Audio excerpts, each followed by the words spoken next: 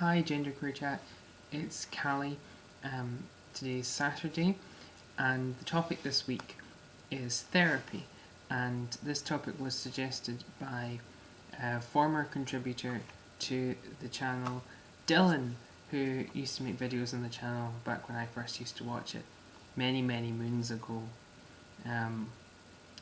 Dylan is doing a project interviewing trans people for who about their experiences in therapy. So I'm going to put, as everybody else has done, put a link to his video below, and you should go and watch it. And if you fit the criteria of what he's looking for, then you should definitely participate, because as many other people also on the channel have said this week, but just to reiterate, this kind of thing, research that involves non-binary identities and experiences is crucial, and yeah, there needs to be more of it.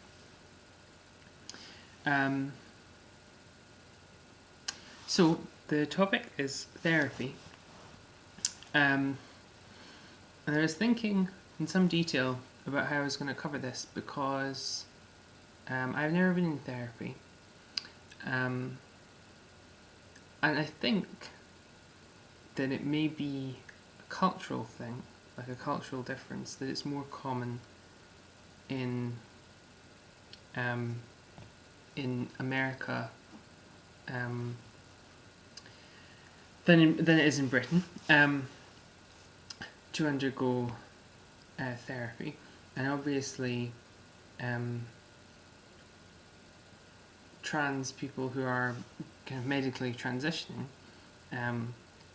are there's most often a requirement that one get a letter of recommendation, referral from a therapist, before you can have hormones or whatever. Depends on the individual situation. But I think that aside,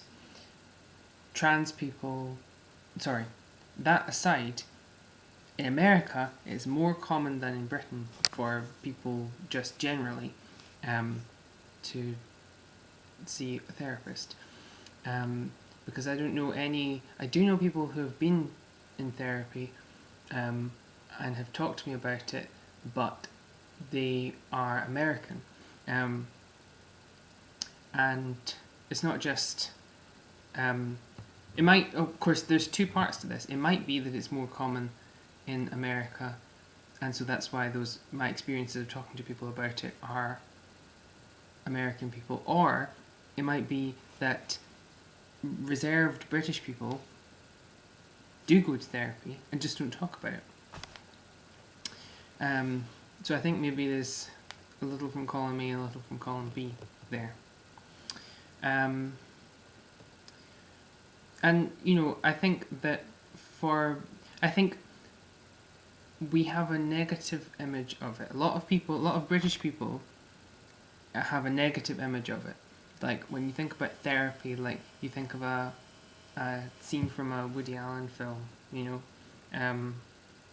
Woody Allen kind of going on about his problems to a therapist. But the people I know who have been in therapy have been really positive about it, and from my experiences of them, it has been a really positive thing for them and their lives. So, I don't kind of subscribe to that stereotyped negative view that I think lots of British people have about therapy. And we're less open, I think, about talking about our feelings and whatnot in Britain, which is probably not a good thing, but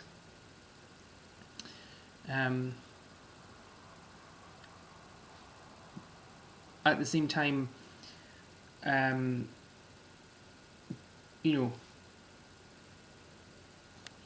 all power to those who go to therapy, and how that can change and enrich and improve your life. I think it's a fantastic thing, but I don't think that I don't feel that I'm missing out because I haven't had that opportunity. And there are other ways that I think it's very important to talk about these things and reflect on them, but the way I do it is through journaling and kind of personal reflection and talking to friends and family about these things. And it doesn't necessarily negatively impact my life that I haven't spoken to a professional about it. And I don't really have any specific ambition or ambition's probably the wrong word, objective to seek out that kind of help in the future.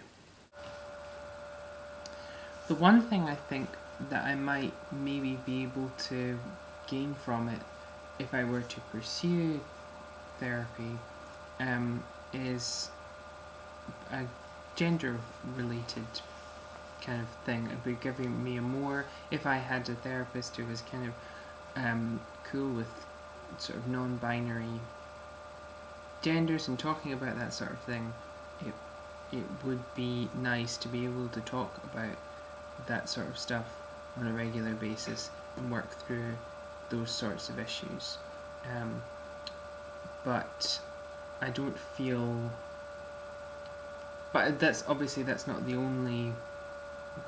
That's a potential advantage I could see, but obviously a professional is not the only person to whom you can talk to about your gender worries and thoughts and ideas and things. So that's it from me. Hope everybody's okay, and see you next week.